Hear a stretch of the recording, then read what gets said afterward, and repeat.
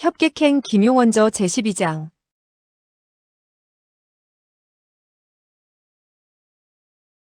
석파천은 핏자국이 완연한 몇 자루의 단검이 땅바닥에 흩어져 있는 것을 볼 수 있었다. 까마귀 떼가 까웃거리면서 머리 위로 날아갔다. 그는 녹슨 칼을 들고 불렀다. 수아, 수아. 그는 커다란 나무 뒤로 가보았다. 수아는 이미 그곳에 없었다. 석파천은 그녀가 먼저 돌아갔나 하고 동굴로 돌아갔다. 수아, 수아. 그곳에도 수아는 없었고 산호파도 없었다. 석파천은 놀람과 당황함에 휩싸이고 말았다. 땅바닥에 어지럽게 수십 개의 그림과 같은 것이 쓰여 있었다. 그는 그것이 글자인지도 잘 모르는지라 무슨 뜻인지 알 턱이 없었다. 산호파와 수아가 모두 떠났다고 생각하자 그는 외로움에 사로잡혔으나 어릴 적부터 외롭게 자라난 그는 반시즌이 지나자 아무렇지도 않게 되었다. 가슴팍의 상처에서는 피가 더 이상 흘러나오지 않았다. 모두 갔군. 나도 떠나야지. 나는 어머니와 아황을 찾아가야지. 이제 그에게 괜히 시비를 거는 사람이 없어져서. 그는 오히려 유쾌하고 홀가분한 기분이었다. 산오파와 수아를 생각하자 며칠 동안 머물렀던 정든 동굴을 떠나는 것이 약간 아쉽고 섭섭했다. 그는 녹슨 칼을 허리춤에 차고 강변으로 달려갔다. 거센 파도가 섬의 둑을 후려치며 흘러가고 있었다. 언덕에는 배 한 척도 찾아볼 수가 없었다. 그는 강둑을 따라 한참 걸었다. 자연도는 그렇게 넓은 곳이 못 되었다. 재빠르게 걸음을 옮겨놓자 한시즌 남짓해서 섬 전체를 한 바퀴 빙 돌 수 있었다. 그러나 배라고는 그림자도 볼 수 없었다. 그는 감을 따서 요기를 하고 날이 어둡기를 기다려 동굴에서 잠을 잤다. 야밤중에 갑자기 강 쪽에서 쫙 하니 비단폭 찢어지는 소리가 들려왔다. 커다란 돛배가 찢어지는 듯한 소리 같기도 했다. 그는 몸을 일으켜 소리나는 곳으로 달려갔다. 희미한 별빛 아래 커다란 배가 언덕에 닿아 있었는데 끊임없이 요동치고 있었다. 그는 혹시 정불삼이나 정불사가 타고 있는 것이 아닌가 싶어 경솔하게 앞으로 나아가지 못하고 나무 뒤에 몸을 숨기고 살폈다. 다시 쫘각 하는 소리가 나면서 배에 세워두었던 돛이 세찬 바람에 찢어지면서 소리를 냈다. 그와 같은 소리가 났는데도 배에 타고 있는 사람들 가운데 갑판 위로 나타나는 사람은 없었다. 배는 흔들흔들하며 다시 언덕에서 떨어져 나가려고 했다. 그는 재빨리 달려가며 부르짖었다. 배 안에 누구 없소? 대답하는 소리는 들리지 않았다. 그는 훌쩍 뱃머리로 뛰어올랐다. 선실을 바라보니 어둠침침한 것이 아무것도 보이지 않았다. 그는 선실 안으로 들어갔다. 그의 발에 뭔가 채이는 것이 있었다. 알고 보니 한 사람이 뱃바닥 위에 누워있는 것이 아닌가. 석파천은 재빨리 사과했다. 죄송합니다. 석파천은 그를 부축해 일으키려고 했다. 그런데 손에 닿는 촉감이 얼음과 같이 차갑지 않은가? 깜짝 놀란 그는 자세히 살펴보았다. 이미 숨을 거둔 지 오래된 시체였다. 아!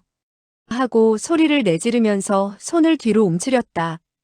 그러자 다시 한 사람의 팔이 손에 닿았는데 그 팔 역시 얼음과 같이 차갑게 굳어버린 죽은 사람의 팔이 아닌가. 그는 가슴이 두근거렸다. 그는 사방을 더듬거리며 뒷선실 쪽으로 갔다. 발밑에 밟히는 것은 모조리 시체들이었다. 손만 뻗쳐도 시체가 손에 와 닿았다. 그는 놀라움에 큰 소리로 부르짖지 않을 수 없었다. 배에 아무도 안 계십니까? 놀람과 당황함에 음성마저도 변해 있었다. 그는 허둥지둥 백고물에 이르렀다. 희미한 별빛 아래 갑판 위에는 어지럽게 10여 명의 사람들이 쓰러져 있었는데 모두 다 빳빳이 굳은 시체들이었다. 이때 강물은 세찬 가을바람에 일렁거려 배마저 흔들리고 있었고 돛이 펄럭펄럭 나부끼고 있었다. 거기다가 다채 하나씩 끼워놓은 깨어진 통대나무가 바람이 스치게 되자 휙휙하는 을씨년스러운 소리를 내니 그 소리는 마치 유령이 울부짖는 소리처럼 음산하고 공포스러웠다. 석파천은 외롭게 자라온 사람이었으나 평소엔 대담했지만 이와 같은 밤중 더구나 시체들이 가득 널려있는 배 위에서 괴이한 소리를 듣게 되자 죽어있는 시체들이 모조리 살아나서 자기에게 덤벼들 것만 같아 온몸을 부르르 떨었다. 그는 언덕으로 도망치려고 했다. 배전에 이르고 보니 배는 이미 둑에서 떠나 강물을 따라 두둥실하니 흘러가고 있었다. 원래 이 커다란 배는 위쪽에서 자연도까지 흘러내려가고 있는 것이었다. 그는 이날 밤 선실이나 백고물 쪽으로 가지 못했다. 그는 선실 위에 올라가 돛대를 얼싸안고 날이 밝기만을 기다렸다. 이튿날 해가 솟아오르고 사방이 환히 밝아오자 비로소 두려움이 가셨다. 그는 백고물로 내려갔다. 선실 안팎에는 적어도 5, 60구의 시체들이 널려 있었다. 그런데 시체에서는 핏자국을 전혀 찾아볼 수가 없었다. 칼이나 검을 맞은 상처도 보이지 않아 어떻게 해서 죽었는지 전혀 알 수가 없었다. 그는 다시 뱃머리로 가보았다. 선실문 한복판에 두 조각의 번쩍번쩍 빛이 나는 하얀 구리패가 박혀 있었다. 손바닥 크기만 한 조각패에는 웃는 얼굴이 새겨져 있었는데 매우 부드럽고 인자한 얼굴 모습을 하고 있었다. 다른 한 조각의 구리패에는 흉측한 흉신 악귀와 같은 모습이 새겨져 있었다. 두 조각의 구리패는 각기 쇠못으로 선실문 위쪽에 박혀 있었는데 매우 기괴한 느낌을 주었다. 그는 두 조각 구리패를 한참 동안 주시했다. 그런데 그 구리패의 사람 얼굴이 살아있는 것 같이 느껴져. 그는 더 쳐다보지 못하고 고개를 돌렸다. 시체들의 손에는 무기들이 들려있는 것으로 보아 무림에 몸을 담고 있는 사람들이 분명했다. 그는 다시 자세히 살피게 되었을 때 모든 사람들의 옷에 어깨쪽지 부근에 날개가 달린 조그만 물고기가 하얀 실로 수놓아져 있는 것을 발견할 수 있었다. 그는 이 배 위에 죽은 시체들은 본래 동료였는데 갑자기 강적을 만나 모조리 전멸했다고 짐작했다. 배는 여전히 유유히 흐르는 강물을 따라 하류 쪽으로 흘러내려가고 있었다. 정오 무렵에 이르러 맞은편에서 두 척의 배가 나란히 강물을 거슬러 올라오고 있었다. 아래쪽에서 올라오던 배에 타고 있던 뱃사공은 이쪽 배가 비스듬히 기울어진 채 흘러내려오자 큰 소리로 부르짖었다. 키를 바로 잡아요. 키를 바로 잡아요. 그러나 이쪽의 배에서는 키를 잡을 만한 사람이 없었다. 더군다나 강물은 급격하게 소용돌이치며 흘러내려가고 있었다. 석파천이 타고 있는 배는 빙글 돌면서 비스듬히 맞은편에서 올라오던 배와 쾅 하고 충돌해버렸다. 사람들이 왁자지껄하니 떠드는 소리가 터져나오고 또 욕지거리가 곳곳에서 터져나왔다. 석파천은 그만 당황하고 말았다. 저쪽의 배를 부수게 되었으니 그들은 반드시 이쪽 배에 탄 사람들을 잡고 시비를 걸게 될 것인데 그렇게 되었을 때 내가 이 배에 탄 사람들을 모조리 죽였다는 누명을 쓰게 될 것이다. 어찌하면 좋지? 그는 다급한 김에 그만 선실로 들어가 뱃바닥에 널빤지를 뜯고 그 밑으로 몸을 숨겼다. 이때 세 척의 배가 한 곳에 물려서 떠 있었다. 얼마 후에 이쪽 배로 올라오는 사람들의 기척이 들리고 곧이어 놀람의 찬소리가 들렸다. 이들은 비어방의 사람들이다. 어째서 모두 다 죽었지? 또 다른 사람이 놀라서 부르짖었다. 아, 방주 성대양도 죽었구나. 갑자기 그 누가 극도로 놀람에 찬 외침을 토해냈다. 상선버랑령이다. 그 음성은 약간 떨리고 있었고 두려움에 가득 차 있었다. 그 말이 끝나기도 전에 모든 사람들은 하던 말을 뚝 멈추고 말았다. 갑자기 정적만이 감돌았다. 석파천은 배 밑바닥에 숨어 있었기 때문에 여러 사람들의 표정을 살펴볼 수가 없었다. 그러나 무사람들이 극도의 공포에 사로잡혀 있다는 것을 잘 알 수 있었다. 한참 후에야 그 중에 한 사람이 입을 열었다. 따지고 보면 상선버락령이 다시 강호에 나타날 때가 되었지. 아마도 상선버락 두 사자가 순찰을 돌려고 나왔다가 비어방이 너무 행패를 부리기 때문에 벌을 내리셨는가 보군. 그리고 한숨 소리가 길게 이어졌다. 다른 한 사람이 말했다. 호 형님, 상선 버락령은 사람을 불러 협객도로 오라고 한다는데 섬으로 데려가서 다시 처벌을 내리되 당장에 죽이지는 않는다고 들었소이다. 먼저 말했던 사람이 다시 입을 열었다. 물론 순순히 명을 받들어 협객도로 찾아간다면 그렇게 되지. 하지만 찾아가더라도 죽고 가지 않더라도 죽기는 마찬가지일세. 성대양성 방주는 아마 그 명을 따르지 않고 무리를 이끌고 항거하다가 이와 같은 꼴을 당한 모양이네. 음성이 뾰족하고 가는 자가 입을 열었다. 상선버락 두 사자의 공력이 매우 높아. 무림에서는 감히 항거할 사람이 없다고 하던데 사실이요? 호 형님이라고 불리운 자가 되물었다. 자네 의견은 어떤가? 그 사람은 잠시 말이 없더니 잠시 후에야 나직이 말했다. 상선버락 사자가 다시 강호에 나타났으니 많은 방파에서는 재앙을 면하기가 어렵게 되었군요. 석파천은 갑자기 생각나는 것이 있었다. 이 배 위의 시체들은 모두 비어방인가 하는 무리들이고 그 방주마저도 죽었다고 하는데 어이쿠 야단났다. 상선버락 사자들이 장락방을 찾아가지 않을는지 모르겠구나. 이와 같은 생각이 들자 그는 마음이 초조해졌다. 한시바삐 장락방의 총타로 돌아가서 폐의원 등에게 이번 일을 알려주어야 한다고 생각했다. 그 자신은 장락방의 석 방주로 오해받고 많은 귀찮은 일을 당한 것은 사실이었다. 몇 차례 목숨이 위태로운 적도 있었으나 장락방의 모든 사람들이 그에게 공손하게 대했던 점을 생각하자 여러 사람들의 안위를 걱정하지 않을 수 없었다. 그는 선실에 그 사람들이 하는 이야기에 귀를 기울였다. 그러자 한 사람이 다시 입을 열었다. 호 형님, 이번 일이 우리들과 연관이 되리라고 생각하시는지, 그리고 두 사자가 우리 철차회로 찾아오리라고 보시오? 호 형이라 불리운 자가 말했다. 상선버락 두 사자가 순찰길에 올랐다면 강호의 어떤 방파도 무사하지는 못할 것이네. 다만 여러 사람들의 운수가 어떠한지 두고 보아야 할 일이지. 그는 잠시 생각하는 눈치더니 다시 말했다. 이렇게 하지. 살그머니 명령을 내려 즉각 총타주님께 사람을 보내 알리도록 하세. 두 척의 배에 있는 형제들도 모조리 이 배로 옮겨오도록 하고 배 위의 물건은 아무것도 건드리지 않고서 홍류항 밖에 조그만 어촌으로 가도록 하세. 이어 그는 그 이유를 설명했다.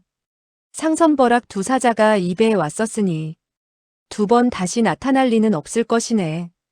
조금 전에 입을 열었던 사람이 조아라고 맞장구를 쳤다. 옳소이다. 호 형님의 계책은 역시 절묘하구려. 선악 두 사자가 이 배를 다시 발견하여도 비어방의 시체들로 가득 차 있는 배라고 생각하고 다시 올라오지는 않을 것이외다. 내가 곧 달려가 병고를 알리도록 하겠소이다.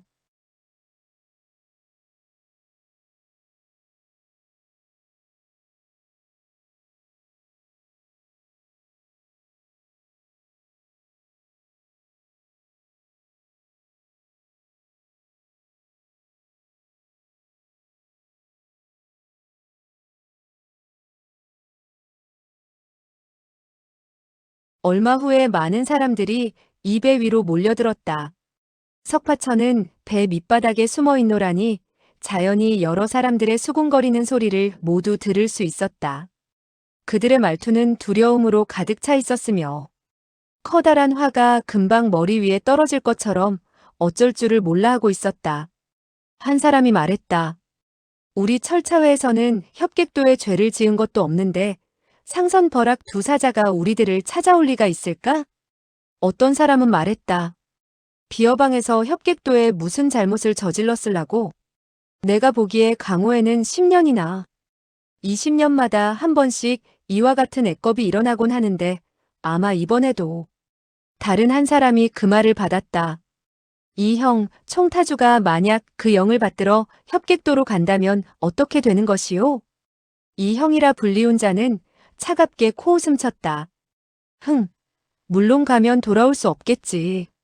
30년 동안 그 영을 받고 협객도로 간 방주들과 총타주, 그리고 장문인들 가운데 한 사람도 돌아온 사람들이 없었으니까 말일세. 총타주께서는 우리 형제들에게 결코 야박하게 대하지 않았네. 우리가 죽음이 두렵다고 어찌 그 어르신 혼자 위험스러운 곳으로 가라고 할 수 있겠는가? 한 사람이 맞장구를 쳤다. 그렇지, 그렇지. 그러니까 잠시 동안 피해 있을 수밖에 없는 것이요. 다행히 천우신조로 우리가 일찍 발견하였기에 망정이지. 그렇지 않았더라면 어떤 화를 당하게 되었을지 모르게 되었을 것이요. 홍류항 밖에 그 조그만 어촌은 매우 은밀한 곳이니까.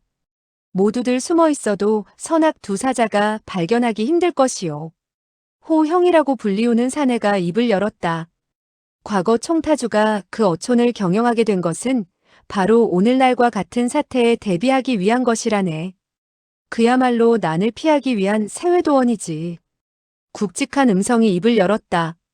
우리 철차회에서는 양자강 일대에서 하늘 높은 줄 모르고 황제까지 무시하며 제멋대로 행세를 해왔는데 협객도의 두 사자인가 뭔가 하는 사람에 관한 이야기를 듣더니 모두들 갯꼬리 감추듯 놀라 어쩔 줄을 모르고 홍류항 어촌으로 가서 자라새끼처럼 목을 움츠린 채 숨어 살겠다니 어디 말이나 되겠소? 설사 이번에 피한다 하더라도 이후 무슨 낯으로 행세를 할 수 있느냔 말이오. 차라리 그들과 목숨을 걸고 한번 싸운다면 더 떳떳할 것이고 또 그렇다고 모두 목숨을 잃게 될 리도 없다고 생각하오. 그는 매우 용기가 있고 담이 큰 듯 호탕하게 그와 같은 말을 했는데 선실에 있는 사람들 가운데 그 말을 받는 사람이 없었다. 한참 후에야 호 형님이라 불리운 자가 말했다. 그렇지. 우리 강호에서 밥을 빌어먹고 사는 사람들은 본래 칼 끝에 피를 묻히는 짓을 하여왔지 않은가. 제기랄. 자네들은 언제 저 나두원 왕노육이 누구를 두려워하는 것을 본 적이 있는가? 물론 나 왕노육은 아무도 두려워하지 않소. 으악! 한데 갑자기 호방하게 짓거리던 사람이 길게 비명을 내질렀다. 비명 소리가 멎어졌으나 선실 안은 쥐 죽은 듯 조용했다. 곧이어 가볍게 쿵 하는 소리가 들렸다. 석파천은 갑자기 물방울이 자기의 손등에 떨어지는 것을 느꼈다. 그런데 손을 가까이 가져와 맡아보니 비린내가 왈칵 풍겼다. 바로 핏방울이었던 것이다. 피는 한 방울, 두 방울 흘러내렸다. 그는 무사람들이 바로 머리 위에 있기 때문에 조금도 움직여서는 안 된다고 생각하고 피가 자기의 몸에 떨어지는 것을 내버려 두었다. 이때 호형이라는 자가 날카로운 어조로 말했다. 자네들은 이 나두원을 죽여도 마땅하다고 생각하지 않는가? 한 사람이 떨리는 음성으로 말했다. 당연합니다. 왕노육은 말이 너무나 경솔했습니다. 그러니 호 형님이 성을 내는 것도 무리는 아니지요. 하지만 그는 본회에서 항상 충성을 다해왔는데 호 형이란 자가 부르짖었다. 그렇다면 자네는 나의 조처에 불복하겠다는 것인가? 그 사람은 재빨리 말했다. 아닙니다. 그 말이 미처 끝나기도 전에 처참한 비명소리가 또다시 울려 퍼졌다. 아! 아마도 그 역시 호가 성을 가진 사내에게 죽음을 당한 모양이었다. 다시 핏방울이 뚝뚝 떨어져 내렸다. 이번에는 다행히도 석파천의 바로 머리 위에서 쓰러진 것이 아니기 때문에 핏물은 그의 몸으로 떨어지지 않았다. 호가라는 사내가 잇따라 두 사람을 죽이고 난 후 입을 열었다. 나의 수단이 악랄한 것도 의리를 돌보지 않는 것도 아니네. 사실 이번 일은 수백 명이나 되는 형제들의 목숨과 연관되어 있네.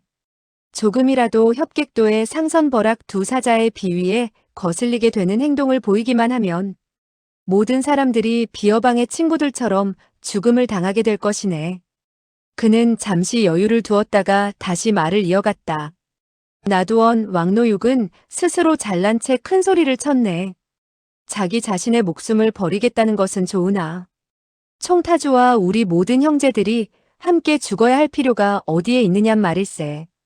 무사람들은 일시에 호응했다. 예, 옳습니다.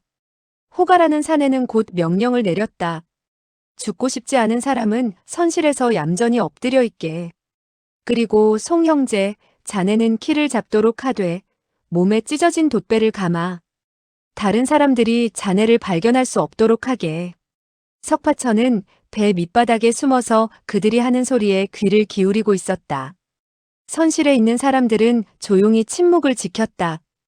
다만 배전에 찰랑거리는 물소리만 들려왔다. 그는 더욱더 인기척을 내지 않도록 조심을 하며 속으로 생각했다. 협객도는 어떤 곳일까? 섬에서 파견되어 나온 상선버락 두 사자는 어째서 그토록 흉악할까? 배에 탄 사람들을 모조리 죽여버리다니. 철차회 사람들이 그토록 무서워하는 것도 무리는 아니구나. 한참 후에 그는 졸음이 오는 것을 느끼고 눈을 감았다. 그러나 잠속에 빠진 그가 코 고는 소리라도 내면 배 위에 사람이 발견하리라 생각하고 눈을 크게 뜨고서는 애써 졸음이 오는 것을 참았다. 잠시 후에 철커덕거리는 쇠사슬 소리가 나고 배는 다시 요동하지 않았다. 닻을 내리고 정박하게 된 모양이었다. 그러자 호가라는 산의 음성이 들려왔다. 모두 집 안으로 들어가라. 나와서는 안 되네. 총타주가 왕림하시기를 조용히 기다려서 그 어르신의 지시를 듣도록 하세. 여러 사람들은 나직이 대답을 했다. 그들은 살금살금 언덕 위로 올라갔다. 삽시간에 그들은 모두 배에서 떠나갔다. 석파천은 다시 반나절을 기다렸다. 모든 사람들이 집 안으로 들어갔으리라 생각되자 선실 밑바닥의 널빤지를 들추고 바깥을 살폈다. 사람들은 보이지 않았다. 그는 발걸음을 죽이고 그 안에서 걸어 나왔다. 선실 안은 여전히 시체들로 가득 차 있었다. 석파천은 한 자루의 칼을 주워들었다. 그리고 허리에 찼던 녹슨 칼을 내버렸다. 이어서 죽은 시체의 주머니를 더듬어 은 조각들을 몇 조각 찾아내어 갈무리했다. 길을 가다가 음식을 먹게 되었을 때 은자가 있어야 된다는 것을 그는 이제 알고 있었던 것이다. 백고물로 가서 그는 가볍게 언덕으로 뛰어올랐다. 그리고 둑을 따라 허리를 굽힌 채 잽싸게 걸음을 옮겨 놓았다. 1마장 정도 달려가서야 그는 언덕가에서 도로로 들어설 수가 있었다. 이때 그는 아직도 위험에서 벗어나지 못했으리라 생각하고 역시 멀리 떠나면 떠날수록 좋다고 판단했다. 그리하여 그는 힘껏 달렸다. 다행히 어초는 외진 곳이어서 북은 10여리 안에는 인가를 찾아볼 수가 없었다. 그는 한 사람의 행인과도 마주치지 않은 채 길을 갈 수가 있었다. 그는 속으로 여간 다행스럽게 생각하지 않았다. 하지만 옛날에만 해도 부근에는 드문드문 인가가 있었다. 그런데 철차회에서 모두 독을 써서 그들을 죽여 없애버린 것이었다.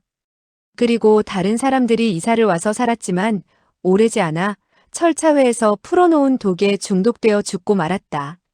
이렇게 되자 인근 마을의 주민들은 홍류항 바깥쪽을 악귀와 연병이 도는 곳으로 간주하고 7, 8년간 사람들은 이 고장을 찾지도 않아 어초는 철차회의 은밀한 소굴이 되었던 것이다. 석파천은 물론 그러한 사실을 알 턱이 없었다. 다시 수마장 나아가게 되었을 때 어촌과는 상당히 멀어지게 되었다. 그는 너무나 배가 고팠다. 숲속으로 들어가 과일이라도 따먹으려고 했다. 한데 공교롭게도 몇 걸음을 옮겨놓기도 전에 숲풀 속에서 후다닥 커다란 멧돼지가 한 마리 나타났다. 그 멧돼지는 그를 보더니 고개를 숙인 채 맹렬한 기세로 달려들었다. 그는 몸을 약간 구부리며 손으로 칼을 뽑아들고 금오도법 가운데 장자절지라는 초식으로 퍽 하니 멧돼지의 머리통을 후려쳤다. 멧돼지는 매우 흉악한 놈으로 머리통이 땅에 떨어졌으나 여전히 앞으로 10여 걸음 달려나간 후에야 쿵 하니 땅바닥에 쓰러져 죽었다. 그는 속으로 기뻐했다. 나는 금오도법을 배우지 않았을 때는 멧돼지가 나타나면 고작 달아날 생각만 했지 감히 죽일 생각을 못했었다. 그는 한 조각 검은 돌멩이를 주워들고 칼등에다 쳐서 불꽃을 내어 불을 피웠다. 이어 그는 멧돼지의 네 다리를 잘라내 개울가로 가지고 가서 피를 깨끗이 씻었다. 그는 불을 지펴놓은 곳으로 되돌아와 칼을 불에 빨갛게 달구어 멧돼지 다리에 붙어있는 털을 태웠다. 털을 다 태우자 멧돼지 다리를 나뭇가지에 끼워 불 위에 굽기 시작했다. 잠시 후에 짙은 고기 굽는 구수한 냄새가 사방으로 퍼져나가기 시작했다. 한참 고기가 맛있게 익어가고 있을 때 갑자기 10여 장 밖에서 말하는 소리가 들렸다. 아, 향긋하다. 정말 식욕을 크게 돋우는 냄새인걸. 또 한 사람이 말했다. 저쪽에서 누가 들짐승을 잡아 구워 먹는 모양이니 어디 가서 한번 상의를 해보세나. 우리들에게 조금 나누어 줄지도 모르지 않겠는가. 먼저 입을 열었던 사람이 말했다. 그렇지, 그래. 가보세. 두 사람은 이쪽으로 천천히 걸어왔다. 한 사람은 체구가 우람했고 둥근 얼굴에 귀가 컸으며 고동색 비단 장포를 걸치고 있었다. 이 사람은 싱글벙글 웃는 얼굴을 하고 있었다. 다른 한 사람은 키는 매우 컸지만 몸이 비쩍 말라 있었다. 몸에 남색 장삼을 걸치고 있었는데 앞서 걸어오는 사람에 비하면 체구가 반쪽도 되지 않는 것 같았다. 이 비쩍 마른 사람은 입가에 희끗희끗 쥐새끼 수염을 기르고 있었으며 얼굴빛은 매우 음침했다. 뚱보는 껄껄 소리내어 웃더니 입을 열었다. 하하, 소영제, 이것은 무슨... 석파천은 이미 두 사람이 주고받던 말들을 들었던지라 대답을 했다. 멧돼지 고기인데 양이 무척 많아서 10사람이 먹고도 남겠소이다. 두 분은 얼마든지 잡수시구려. 뚱보는 웃으며 말했다. 그렇다면 우리들은 사양하지 않겠네.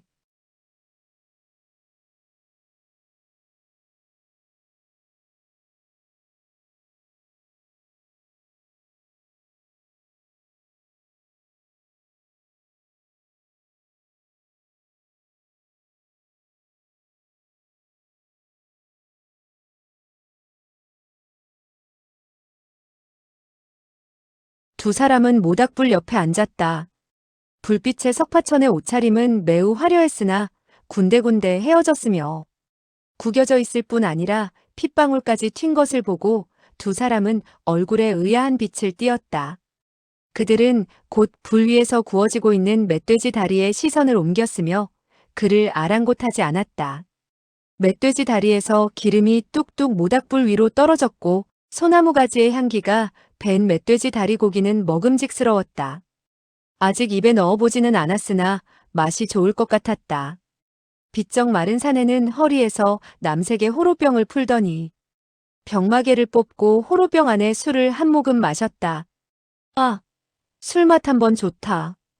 뚱보 역시 허리에서 주홍색의 호로병을 풀더니 몇 번 흔들고 난 후 병마개를 뽑고 호로병 안에 술을 한 모금 마시고 말했다. 아, 술맛 참 좋다. 석파천은 사청객과 때때로 술을 마시기도 했었다. 술 향기를 맡고 보니 통쾌하게 마시고 싶은 생각이 들었다. 그런데 두 사람은 각기 자기의 호로병에 든 술을 마실 뿐 자기에게 한 모금 마셔보라는 말이 없었다. 그는 한평생 남에게 구걸해 본 적이 없는지라 마른 침을 꿀꺽 삼키면서 아무 말도 하지 않았다. 다시 얼마의 시간이 흐르게 되었을 때 멧돼지의 네 다리가 익자 석파천은 입을 열었다. 다 익었으니 드십시오. 뚱보와 홀쭉이 두 사내는 동시에 손을 뻗어서 통통한 멧돼지 다리를 다투어 뜯어들고 입으로 가져갔다. 그들이 막 한 입 덥석 깨물려고 했을 때 석파천이 웃으면서 입을 열었다. 그 두 개의 멧돼지 다리가 크기는 하지만 뒷다리입니다. 맛은 앞다리가 더 좋지요. 뚱보가 웃으면서 입을 열었다. 젊은이, 자네는 마음씨가 매우 곱군. 그는 앞다리를 뜯어내더니 씹어먹기 시작했다. 홀쭉이는 뒷다리를 한 입 뜯어보더니 잠시 망설였으나 바꾸지 않고 그대로 먹었다. 두 사람은 한동안 먹기 시작한 후 다시 한 모금의 술을 마시고 칭찬을 아끼지 않았다. 정말 맛 좋은 술이야. 그들은 병마개를 맞고 호로병을 다시 허리에 찼다. 석파천은 속으로 생각했다. 이 두 사람은 어째서 이토록 째째할까? 두 모금의 술을 마시고는 더 마시지 않다니 정말 저 술은 그토록 귀한 것일까? 그는 궁금증을 참지 못하고 뚱보에게 물었다. 나으리, 그 호로병의 술맛이 어떻소이까? 나도 몇 모금 맛을 보고 싶구려.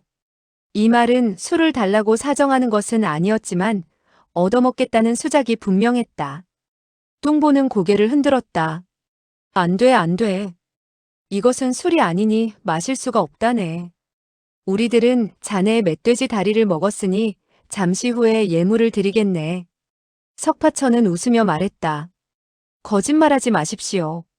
방금 술이라고 말하지 않으셨소? 그리고 나도 술 향기를 맡았소. 그는 이번에는 홀쭉이에게 물었다. 이분 나으리께서 차고 다니는 호로병에 든 것은 틀림없이 술이겠지요? 홀쭉이는 두 눈을 희번뜩거렸다. 이것은 독약이야. 자네가 담이 있다면 마셔보게나. 그는 호로병을 풀어 땅바닥에 놓았다. 석파천은 빙그레 웃으며 말했다. 독약이라면 어째서 당신은 중독되지 않나요? 그는 호로병의 병마개를 뽑았다. 코에 향긋하기 그지없는 술향기가 스며들었다. 뚱보는 얼굴빛이 약간 변하여 말했다.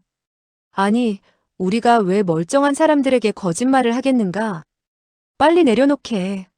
그는 5손가락을 뻗쳐 그의 오른손목을 움켜잡았다.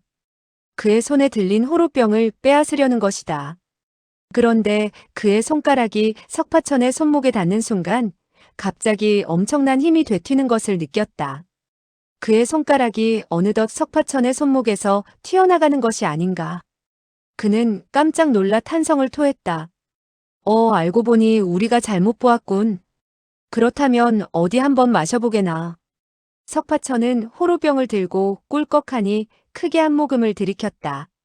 저 홀쭉이는 이 술을 매우 아껴서 많이 마시지도 못하는데 내가 많이 마실 수 없겠지. 이와 같은 생각과 더불어 그는 병마개를 맞고 말했다. 감사하오이다. 미처 말이 끝나기도 전에 한 줄기 얼음과 같은 한기가 단전에서 끓어올랐다.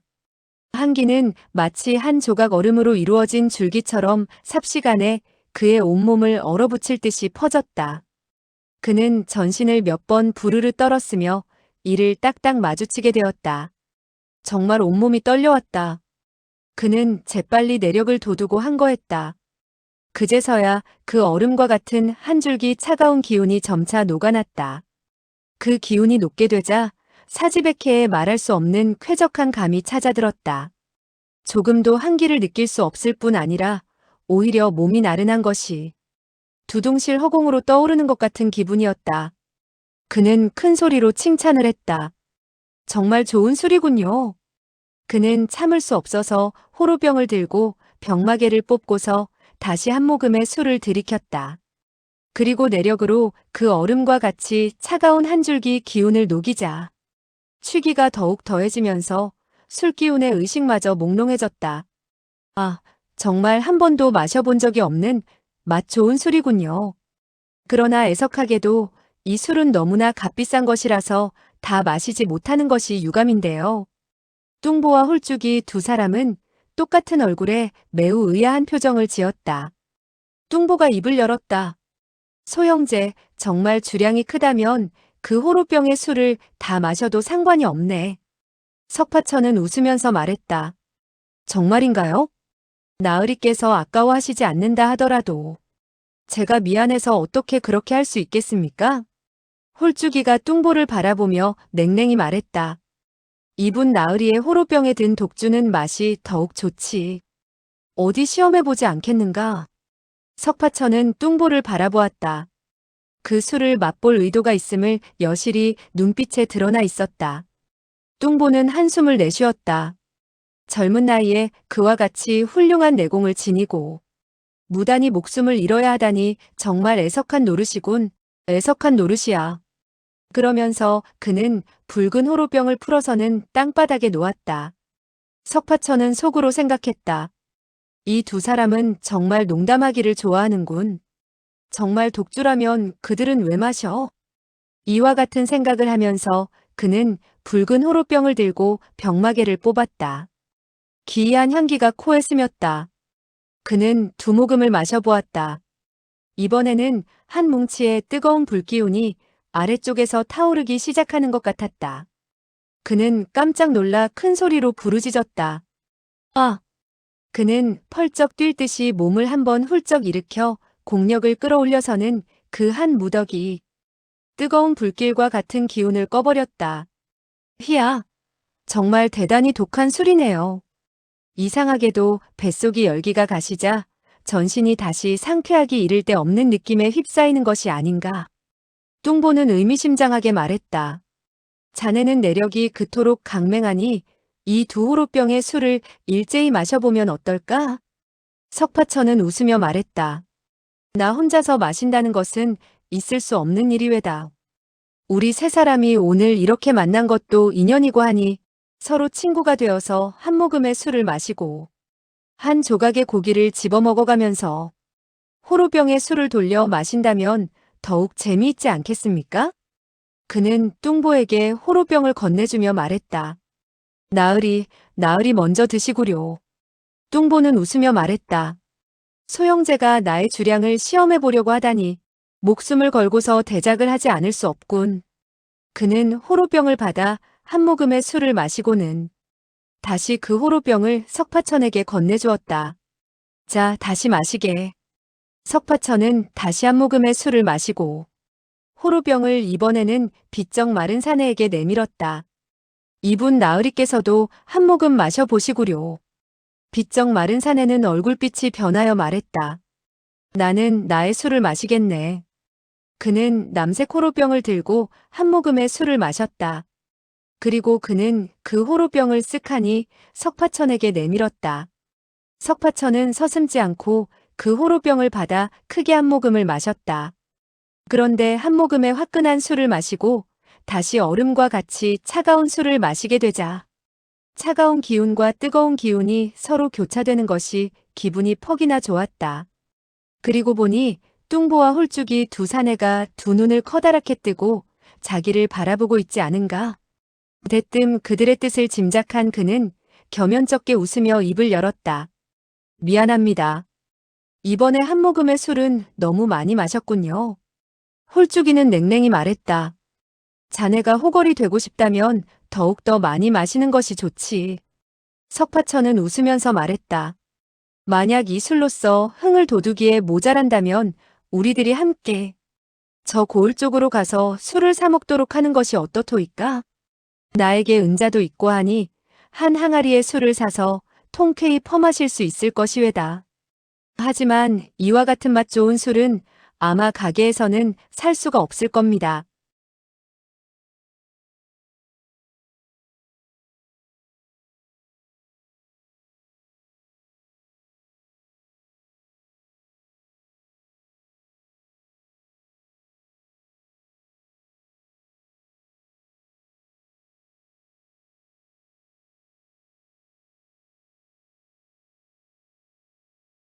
그는 붉은 호로병의 술을 다시 한 모금 마시고 뚱보에게 건네주었다.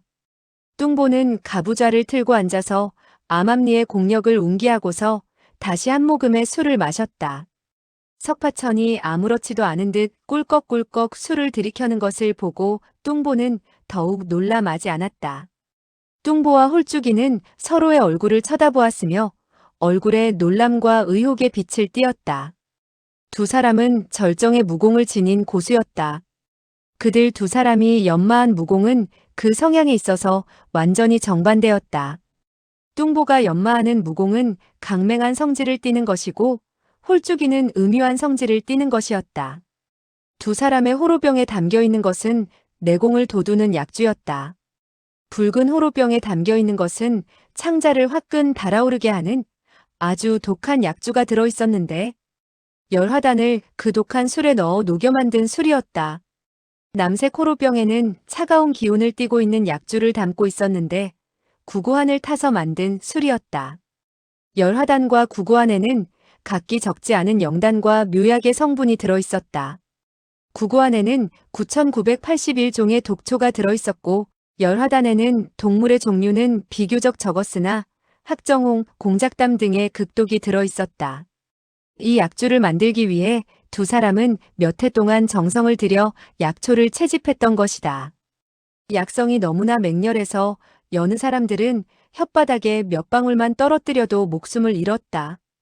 두 사람은 내공이 높은 데다가 독을 억누르는 약물을 복용했기 때문에 잇따라 몇 모금을 마셔도 중독 현상을 일으키지 않았다. 만약에 뚱보가 잘못하여 남색 호로병에 든 약주를 마시게 되거나 홀쭉이가 붉은 호로병에 든 약주를 마시게 된다면 즉시 절명하게 되어 있었다. 그러니 석파천이 그와 같이 마시고도 아무렇지 않은 것을 보고 어찌 깜짝 놀라지 않을 수 있겠는가. 두 사람은 견문이 넓었다. 천하의 무학 가운데 10의 7, 8을 터득하고 있다 해도 과언이 아니었다. 하지만 그들은 석파천이 순음의 내공을 먼저 연마하고 그 이후에 순양의 내공을 연마한 사실을 상상도 하지 못하고 있었는데 이 음유하고도 강맹한 두 가지 내공은 본래 상극이었기 때문에 그로 하여금 주화인마하여 죽을 뻔했던 상태까지 몰아넣었던 것이다. 공교로운 기연으로 두 가지 내공은 서로 상부상조하게 되어 한 덩어리로 녹아나게 되었고 그 결과 그의 공력을 크게 증진시키는 결과를 가져온 것이다. 그 후에 그는 대비노인에게서 얻은 나한복마공을 연마하게 되었고 거기다가 정불삼의 약주로 음양의 두 가지 내공이 하나로 뭉칠 수 있었다. 체내에서 음양이 서로 얽혀 돌아가니 자연히 사람을 화끈 달아오르게 하거나 얼음처럼 얼어붙게 하는 독약에 대응할 수 있게 된 것이다. 이때 석파천은 두 사람이 가져온 맛 좋은 술을 얻어 마시기로 했으나 너무 마신 것 같아서 미안했다. 그는 다시 멧돼지 고기를 구워서 가장 맛 좋은 부분을 두 사람에게 나누어 주고는 연신 술 마시기를 권했다. 두 사람은 석파천이 독주를 많이 마셔도 끄떡하지 않는 것을 보자 누구의 내공이 훌륭한지 대결해보자고 도전해 오는 것이라고 판단했다. 두 사람은 패배를 시인하고 싶지 않아 억지로 한 모금씩 한 모금씩 술을 마시게 되었다. 그들은 석파천이 모르게 술 안에 든 독약을 억누를 수 있는 알약을 입안에 넣곤 했다. 두 사람은 눈 한 번 깜빡이지 않고 석파천을 주시했다. 확실히 석파천이 해약 같은 것을 먹지 않았다는 것을 인정할 수 있었다. 그들은 석파천이 훌륭한 신공을 지니고 있는 것이 틀림없는 것 같은데 도대체 어느 문파에서 이와 같은 젊은 영웅이 나타난 것일까 하고 궁금하게 여겼다.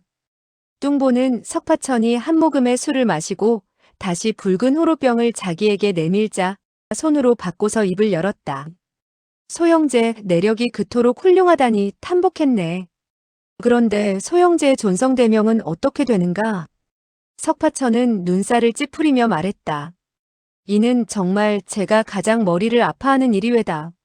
사람들은 나를 보고 석가라고 하지 않으면 이름을 묻곤 하는데 저는 석가도 아니고 이름도 성도 없소이다. 그는 슬쩍 뚱보를 한번 쳐다보고는 다시 말을 이었다. 그렇기 때문에 저는 그 질문에 어떻게 대답해야 할지 모르겠군요. 뚱보는 속으로 생각했다. 이 젊은 녀석은 시치미를 떼고 있구나. 자기 이름을 대지 않으려는 것이 분명하다. 그는 다시 질문을 던졌다. 그렇다면 소영제의 사부님은 어느 분이시며 자네는 어느 문파의 제자인가? 석파천은 담담하게 말했다. 저의 사부님의 성이 사씨인데 노파이지요. 혹시 보셨을지도 모르겠는데 그 어르신이 바로 금오파의 계산조사이시며 나는 바로 그녀의 큰 제자이지요. 뚱보와 홀쭉이는 그 말을 고지 듣지 않았다. 터무니없는 소리. 천하 문파 가운데 우리들이 모르는 문파가 없는데 어디서 금오파가 생겨? 산오파라는 사람은 또 누구란 말인가? 저 녀석은 자기 기분 내키는 대로 얼버무리고 있구나. 뚱보는 석파천이 그와 같은 말을 하는 동안에 술을 마시지 않고 있다가 석파천이 말을 끝내자 다시 호로병을 디밀었다. 알고 보니 소영제는 금오파의 계산 대제자이셨군. 그러니까 그토록 훌륭한 내공을 지니고 있지. 자, 술을 마시게. 석파천은 그가 술을 안 마시는 것을 보고 속으로 생각했다. 아마 말을 하느라고 잊은 모양이지. 그는 재빨리 깨우쳐 주었다. 당신은 아직도 술을 마시지 않았습니다. 뚱보는 얼굴을 붉혔다. 그런가? 그는 자기가 한 모금이라도 덜 먹으려고 했던 것이 들통이 나게 되자 약간 성도 났지만 양심의 가책을 받았다. 사실 석파천은 호의로서 그가 한 방울이라도 맛 좋은 술을 덜 마시게 될까봐 깨우쳐 준 것에 불과했다. 뚱보는 먼저 마신 2모금과 모두 8모금의 약주를 마셨기 때문에 이미 그 양이 지나쳐 있었다. 다시 먹었다가는 약물에 의해서 독이 제압된다 하더라도 몸에 큰 해를 입을 판이었다. 그는 호로병을 입가에 가져가 목을 젖히고 마시는 신용을 했으나 입술을 깨물고 호로병의 술이 목 안으로 흘러넘어가지 않도록 했다. 뚱보의 그와 같은 수작을 홀쭉이가 어찌 모르겠는가. 그 역시 똑같은 수법으로 호로병의 술을 마신 척하고 자기의 남색 호로병을 석파천에게 내밀었다. 이와 같이 주거니 받거니 하는 사이에 8할 정도 채워져 있던 약주 가운데 10중 8구는 석파천의 뱃속으로 흘러들어가게 되었다. 원래 그의 주량은 큰 편이 못 되었다. 다만 내력이 심오해서 견디어내고 있는 것이었다. 이 독약은 그를 해쳐 죽일 수는 없었으나 술 기운에 못 이겨 점차 많은 말을 하게 되었다. 수아니, 띵땅이니 하는 소리를 짓거리게 되었는데 뚱보와 홀쭉이는 전혀 알아듣지를 못했다. 홀쭉이는 속으로 생각했다. 이 젊은이는 아마도 기이한 무공을 익히고서 우리 2사람을 상대하러 온 모양이다. 아무런 내색을 하지 않고 터무니없는 소리만 짓거리고 있는 것으로 보아 정말 음흉하기 짝이 없다. 나중에 손을 쓰게 된다면 아마 우리 2사람이 이 녀석의 손에 죽고 말 것이다. 뚱보는 뚱보대로 생각을 하고 있었다. 오늘 우리 2사람이 함께 이 녀석을 상대해도 이길 수 없으니 이 녀석의 내공은 정말 보기 드문 것이라 하지 않을 수 없구나. 약기운을 좀 더 가해서 견디어내는지 알아보아야겠다. 그는 홀쭉이에게 눈짓을 했다. 홀쭉이는 그 뜻을 짐작하고 품속에서 한 알의 구구한을 꺼내 손바닥에 숨겼다. 그는 석파천이 호로병을 다시 디밀게 되었을 때 그는 술을 마시는 척하고 또 그 호로병에 묻은 침을 닦는 척하면서 살짝 한 알의 구구한을 넣었다. 그런 후에 호로병을 흔들고 나서 찬탄을 아끼지 않았다. 정말 맛 좋은 술이군. 맛 좋은 술이야. 홀쭉이가 이렇게 수작을 부리고 있을 때 뚱보 역시 품속에 열화단을 한 알 꺼내 몰래 술에 타고 녹아나도록 흔들었다. 석파천은 호방한 2친구를 만났다고만 생각했다. 그래서 그는 혼자서 술과 고기를 먹는 데만 정신이 팔려 있었다. 그는 강호의 경험이 전혀 없을 뿐만 아니라 술 기운이 거나해진 나머지 2사람이 술에 약을 타는 짓을 전혀 알아차리지 못하고 있었다. 홀쭉이가 입을 열었다. 소형제, 호로병에 술이 얼마 남지 않았고 또 소형제의 주량이 뛰어나니 한숨에 마셔버리는 것이 어떤가? 석파천은 웃으며 응했다. 2분이 이렇게 시원시원하게 행동을 하시니 저도 더 사양하지 않겠소이다. 그는 곧 호로병을 들고 마시려 했다. 문득 그는 떠오르는 생각이 있어서 호로병을 든 채 입을 열었다. 한 가지 여쭈어 볼 것이 있는데 괜찮겠습니까? 뚱보는 물었다. 뭔가? 어서 말을 해보게. 석파천은 눈을 깜빡이며 물었다. 양자강 배에서 띵땅이가 그러는데 남자와 여자가 서로 좋아하면 부부로 맺어지고 남자끼리 의기투합하게 되면 의형제를 맺는다고 합디다. 그는 술에 취해 몽롱한 눈을 떠서 2사람을 번갈아 쳐다보며 다시 말을 이었다. 2분이 이렇게 나를 어여삐 보신 덕택으로 이 자리에서 2병의 술을 우리 3사람이 함께 다 마셨으니 우리 3사람이 의형제를 맺는 것이 어떻겠소이까? 평소 같으면 엄두도 못 낼 말을 술에 취한 김에 의형제를 맺자고 내뱉은 것이었다. 뚱보는 석파천이 반대의 말을 하고 있다고 생각했다. 그리고 잠시 후에는 손을 써오리라고 생각하고 먼저 약물로 그의 내공을 없앤 후 상대하려고 작정했다. 물론 광명정대하지 못한 행동이었지만 상대방의 공력이 하도 심오하니 어쩔 수 없는 노릇이라고 생각한 것이다. 그는 석파천이 술을 마시지 않을까봐 걱정이 되어 재빨리 대답을 했다. 좋고 말고. 다시 없이 좋은 일이지. 먼저 그 호로의 술이나 비우도록 하게. 석파천은 홀쭉이에게 질문을 던졌다. 나으리의 생각은 어떠신지요? 홀쭉이는 기침을 했다. 좋은 의견일세. 소영재가 그와 같은 생각을 했다니 하는 말인데 사실 우리도 바라던 바일세. 어흠. 석파천은 정신이 몽롱하기만 했다. 승낙을 받은 그는 기분이 매우 좋아서 남색 호로병에 술을 단숨에 들이켰다.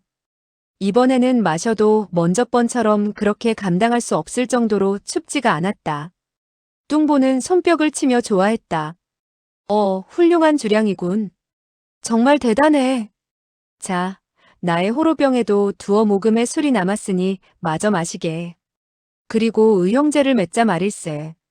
석파천은 호로병을 받아들고 생각도 해보지 않고 그 호로병의 술도 단숨에 들이켰다. 두 사람은 서로 쳐다본 후 똑같은 생각을 하게 되었다. 우리는 술을 빚을 때 구구안이나 열화단 한 알로 6호로의 술을 만들었고 한 호로의 술을 한 달간 마셔야 할 뿐만 아니라 매일같이 운기행공하여 약기운을 서서히 해소시켜야만 별 탈이 없었다. 그런데 이 녀석은 우리 두 사람의 1년치를 단숨에 들이키고 말았으니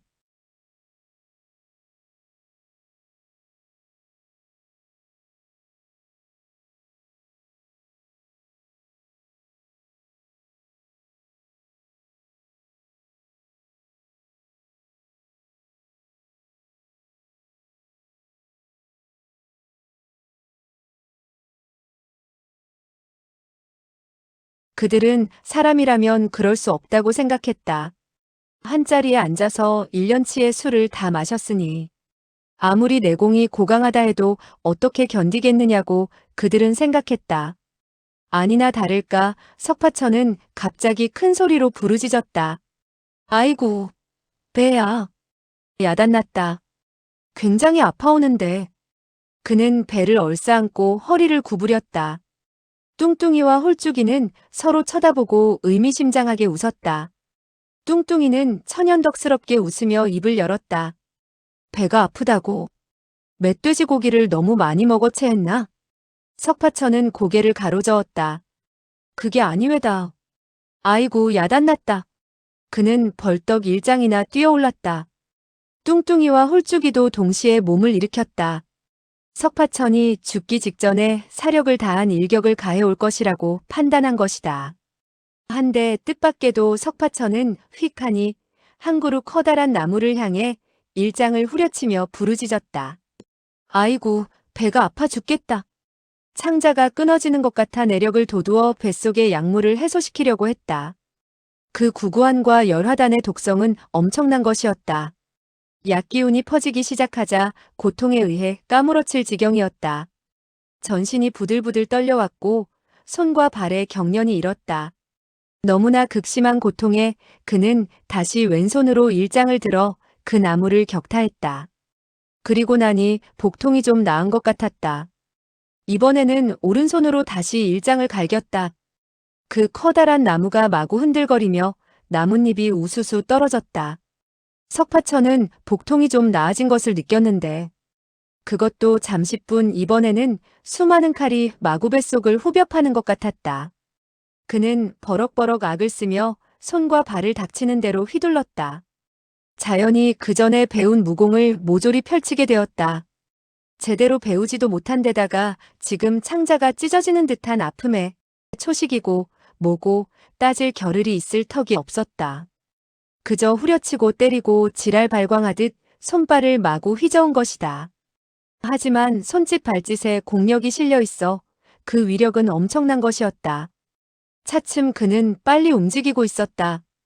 그는 일권 일장을 내지를 때마다 복통이 조금씩 가셔지는 것을 느낄 수 있었다. 뚱뚱이와 홀쭉이 두 사람은 서로 쳐다보았다.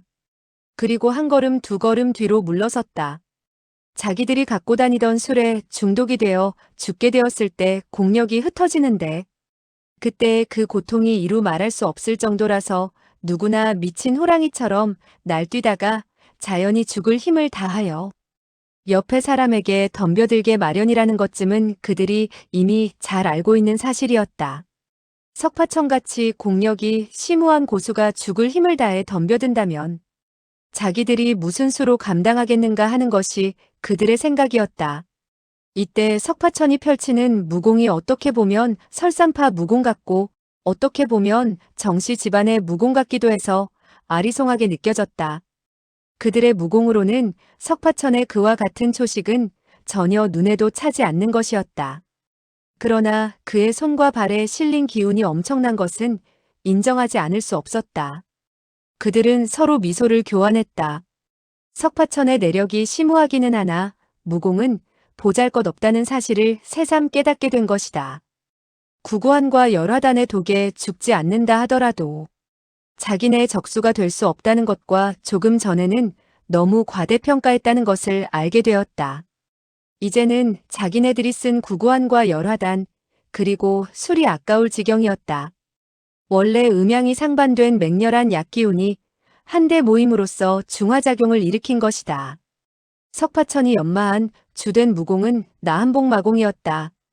만약 그가 한 가지 약주만 마셨다면 그와 같은 극독에 아무리 내공이 뛰어나다 하더라도 목숨을 잃고 말았을 것이다. 그와 같은 사실을 모르는 뚱뚱이와 홀쭉이가 동시에 두 가지 약을 쓴 것이고 그 결과 두 가지 약은 서로 융합하게 되었던 것이다. 일찍이 현철령의 주인인 사형객이 그와 같은 방법으로 그를 죽이려고 했던 관계로 석파천은 그에 대항하는 능력이 길러지게 되었다는 사실을 그들은 알 길이 없었다. 이때 한참 몸부림을 치듯 권장법을 쓰고 난 후 뱃속의 독이 내력을 따라 점차 손바닥에 도두어지자 석파천은 한결 고통이 가셔지는 것을 느꼈다.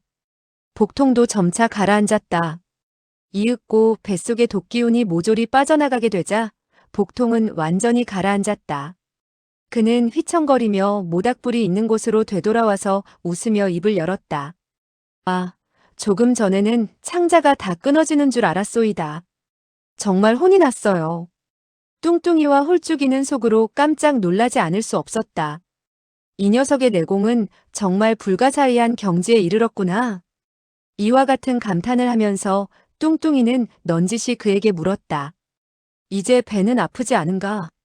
석파천은 싱긋이 웃으며 대답했다. 아프지 않소이다.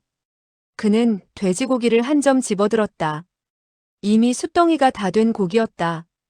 그 고기를 집어 입으로 가져가려던 그는 자기의 오른쪽 손바닥에 동전 크기만한 붉은 반점이 생긴 것을 발견하게 되었다.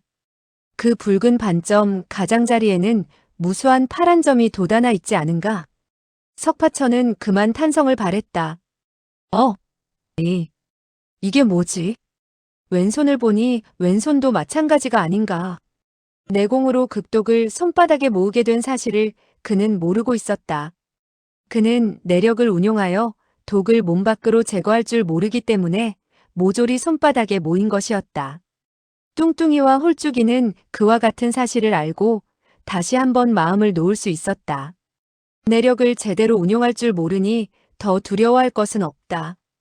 천품을 타고났거나 특이한 체질이 아니라면 우연히 영약을 먹고 그와 같이 내력이 심오해진 것일 게다. 본래 두 사람은 그가 아기를 갖고 접근해 온 것이라 생각했으나 중독이 되어서 거의 미친 상태로 나무들만 쳤을 뿐 자기들에게 공격을 하지 않았고 또 자기들을 바라보는 그의 눈동자에서도 전혀 악독한 빛이 나타나지 않았던 사실로 미루어 자신들이 오해했다는 것을 알게 되었다. 이때 두 사람은 자기들의 그와 같은 수단으로 어수룩한 젊은 사람을 대한 데 대해 양심의 가책을 받았다. 석파천은 손바닥을 한번 무릎하게 쓱 문지르고는 멧돼지 고기를 뜯으며 입을 열었다. 조금 전 서로 의형제를 맺으려고 했는데 어느 분이 더 연세가 많으신지 그리고 두 분의 존성대명이 어떻게 되는지 모르겠군요. 두 사람은 석파천이 극독에 죽게 될 것이라고 생각하고 그와 같은 약속을 한 것이었다. 평소 자부심이 강하고 한번 내뱉은 말은 반드시 실천하는 그들은 언행일치를 중시했다. 마음속으로는 멍청한 젊은 녀석과 형제의 의를 맺고 싶지 않았지만 그렇다고 한번 내뱉은 말을 저버릴 수도 없었다. 두 사람은 다시 한번 시선을 교환하더니 뚱뚱이가 먼저 입을 열었다. 나는 장삼이라고 하네. 그리고 이 사람은 이사이네. 내가 이사아우보다 몇 살 더 먹은 셈이지. 그는 넌지시 물었다. 소형제, 자네는 성과 이름이 없는데 우리와 어떻게 의형제를 맺지?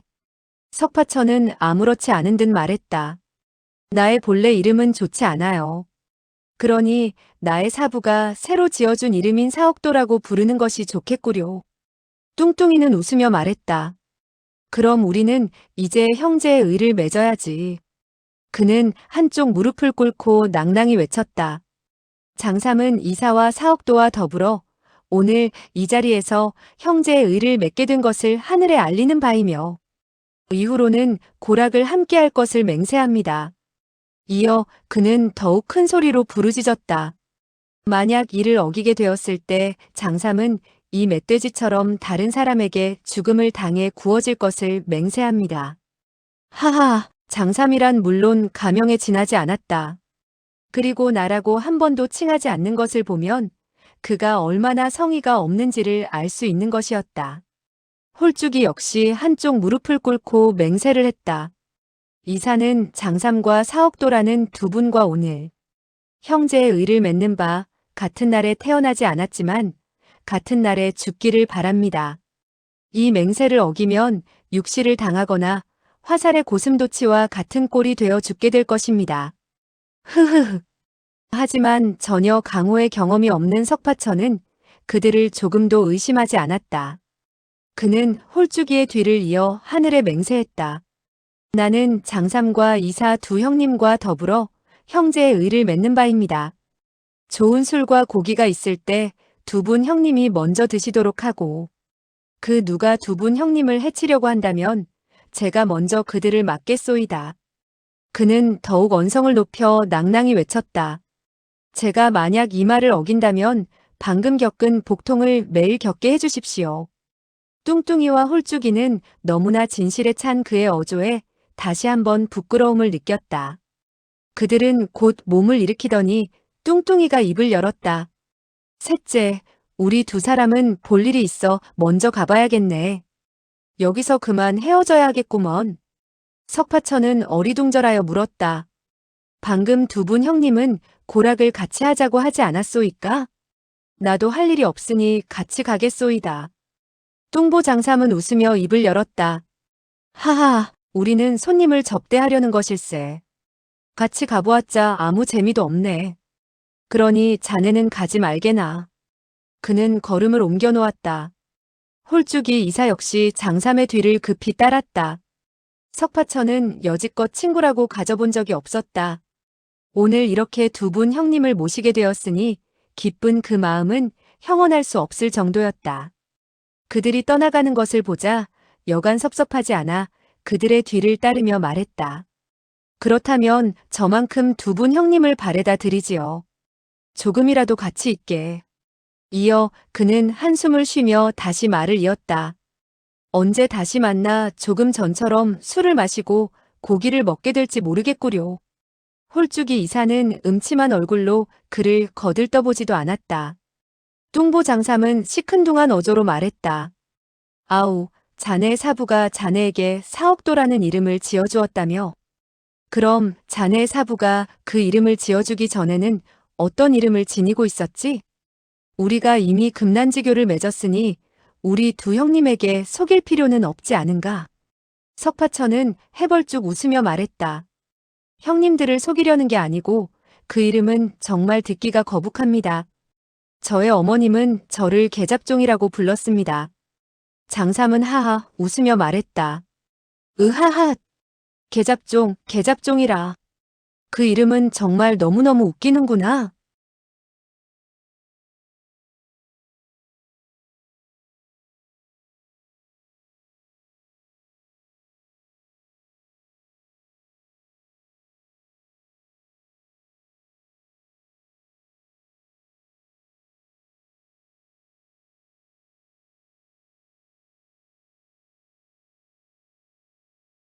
장삼과 이사는 발을 빨리 놀리지 않았으나 갑자기 발에 내공을 돋우자 속도는 무척 빨라 삽시간에 석파천을 멀찍이 떨어뜨렸다.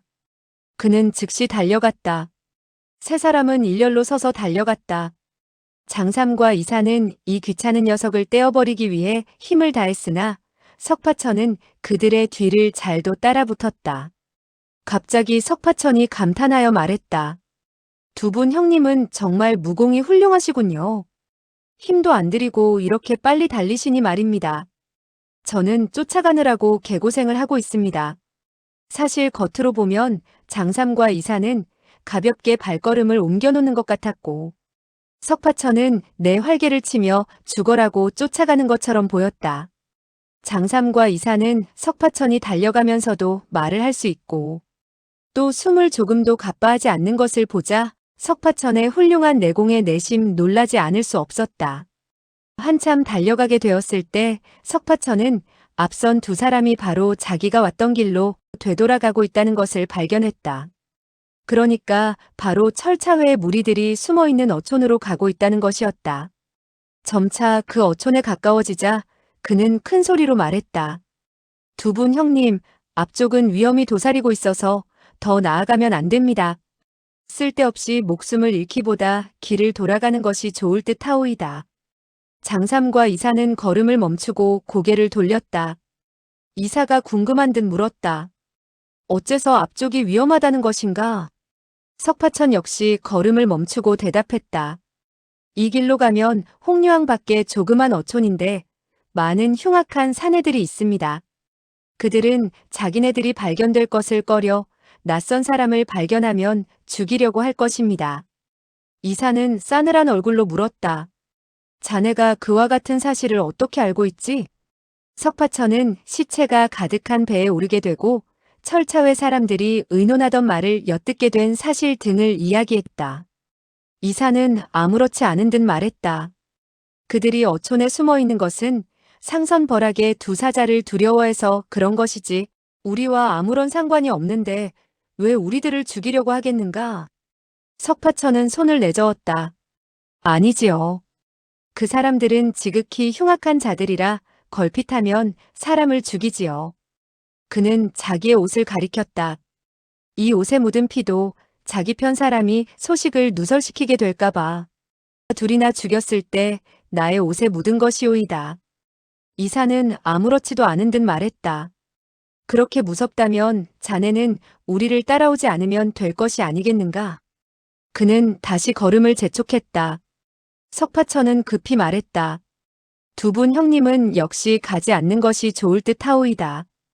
이건 장난이 아니라니까요. 장삼과 이사는 아무 말 없이 휘적휘적 앞으로 걸어가기 시작했다. 그들은 석파천을 공력이 그렇게 뛰어나면서도 간이 작은 겁쟁이라고 속으로 비웃었다. 그런데 그들이 얼마 가지 않아 석파천이 뒤따라오는 것을 볼 수 있었다. 장삼은 얼굴을 돌리지 않고 물었다. 철차회 사람들이 무섭다면서 왜 따라오는 것이냐? 석파천은 힘찬 어조로 말했다. 고락을 같이 하기로 맹세하지 않았소? 두 분 형님이 가시는데 죽는 한이 있더라도 같이 갈 수밖에 없지요. 사내 대장부가 한 번 말을 했다면 그대로 실천해야지 모른 척할 수 있겠소이까? 이사는 일부러 음산한 어조를 하고 물었다. 흐흐흐.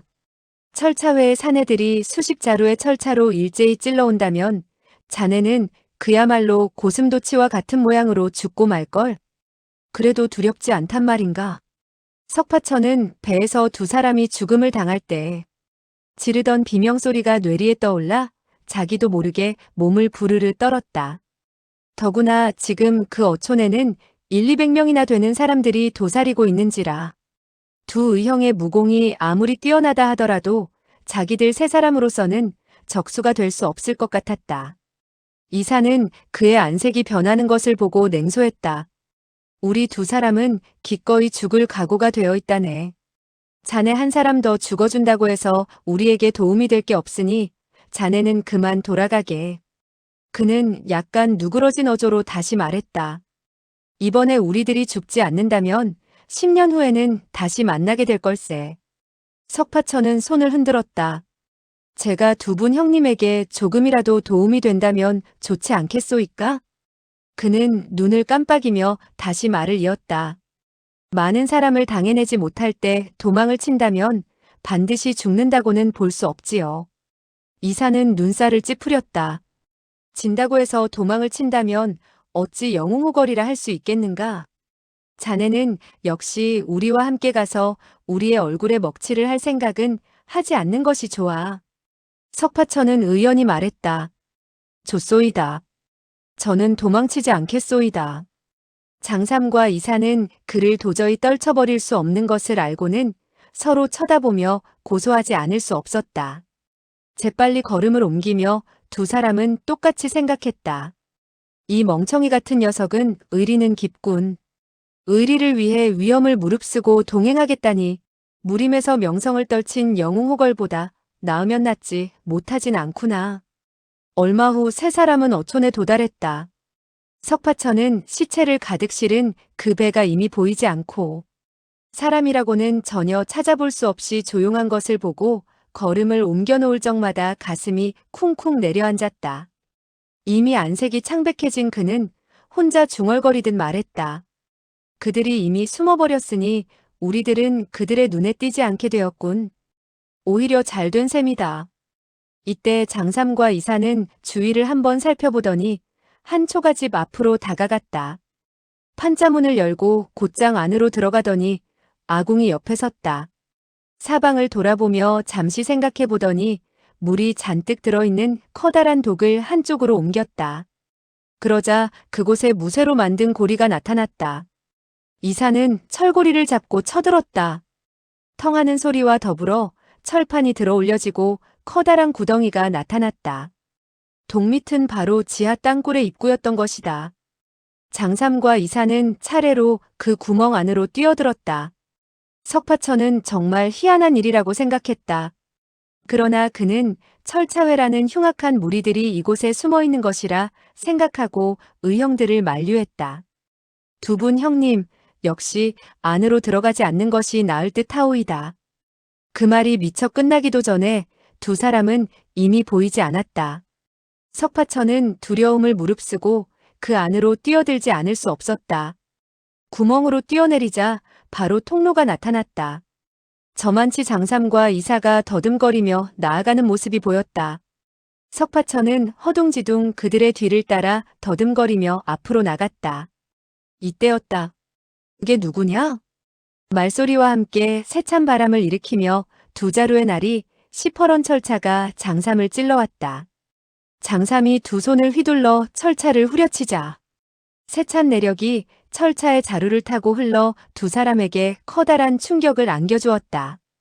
그를 공격했던 두 사람은 후다닥 튕기듯 뒤로 날아 벽에 부딪혀서는 맥없이 쓰러지는데 이미 코와 입에서 피가 흘러내리는 것이 다시 살아나지 못할 것 같았다. 통로에는 일정한 간격을 두고 커다란 촛불이 켜져 있었다. 그리고 수장마다 모퉁이를 돌게 되어 있었고 모퉁이마다 두 명의 장정이 지키고 있었다. 장삼이 손을 한번 쓸 적마다 철차를 들고 있는 사내들은 힘없이 죽어갔다. 그 손씀씀이의 정확하고 재빠른 데는 감탄할 지경이었으며 두 번 다시 상대방에게 손을 쓰는 적이 없었다. 석파천은 입을 쩍 벌리고 다물지를 못했다. 장 형님은 도대체 무슨 술법을 쓰는 것일까? 만일 이것이 무공이라면 정씨 할아버지 형제나 백대엽보다 훨씬 뛰어난 것이 아니겠는가? 그는 넋을 잃고 이와 같은 생각에 잠겨 있을 때 떠들썩한 소리와 더불어 많은 사람들이 통로 저쪽에서 달려나왔다. 장삼과 이사가 천천히 같은 속도로 나아가자 앞에서 달려오던 무리들은 갑자기 걸음을 멈추었다. 그들은 얼굴에 경악의 빛을 띄웠다. 장삼은 무표정한 얼굴로 물었다. 총타주 계신가? 최고가 우람한 사내가 폭권의 예를 취했다. 불초는 우득승이라 하며 철차회에서 두목이를 맡고 있소이다. 바로 그가 총타주였다. 그리고 그는 허리를 굽혀 인사를 다시 한 후에 입을 열었다. 두 분이 이렇게 왕림하신 것도 모르고 마중을 나가지 못한 죄입니다. 아무쪼록 대청으로 납시어 술이라도 한 잔 드시지요. 갑자기 그는 또 한 사람이 있는 것을 발견하고 말했다. 아, 또 한 분이 계시군요. 그럼 세 분께서 함께 들어가시지요. 장삼과 이사는 고개를 끄덕였다. 석파천은 괴이한 일도 다 있다고 생각했다.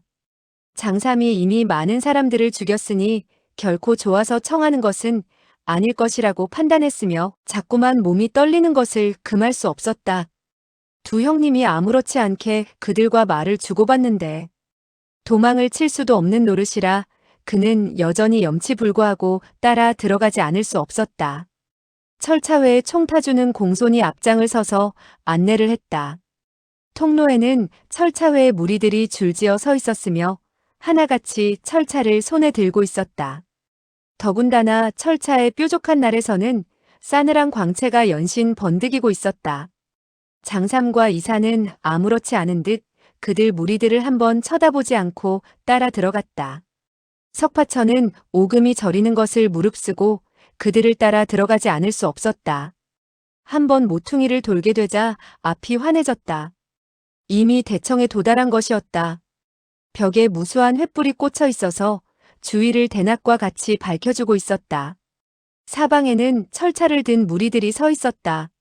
석파천은 간혹 그들을 돌아보기는 했지만 흉악한 그들의 시선과 마주치게 되면 재빨리 시선을 돌리고 다시 쳐다보지 못했다. 오득승은 장삼과 이사에게 상좌에 앉기를 권했다. 장삼과 이사는 서슴지 않고 그 자리에 앉았다. 소형제, 자네도 이곳에 와 앉게. 바로 장삼이 옆자리를 가리키며 석파천에게 하는 소리였다. 석파천은 말없이 그 자리에 가서 앉았다. 오득승은 손님을 모시고 주인석에 앉게 되었다.